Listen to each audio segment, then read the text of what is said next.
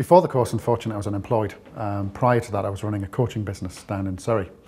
And due to the sort of climate that was at the time, I thought I'd move back home.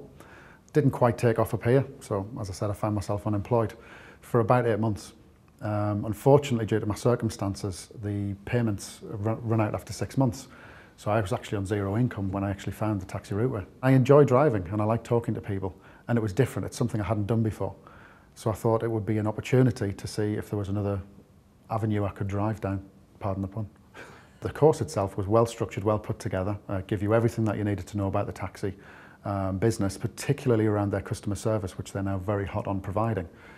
Good quality drivers, giving a fair price around the town to make sure that the customers are looked after.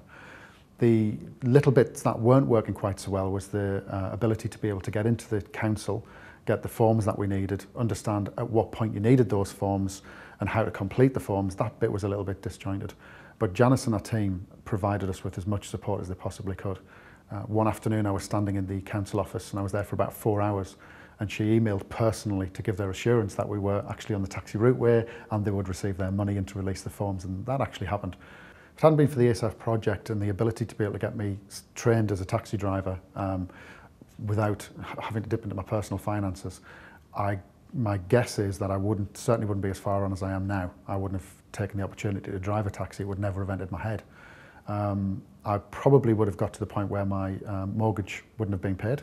I was down to the last £87 in the world that I had prior to getting my badges. So I guess for me it would have been more unemployment, house would have certainly been down the lines of being repossessed and spiraled towards wherever. And dragging yourself up from that area is very difficult, and my heart goes out to people who are in that situation now.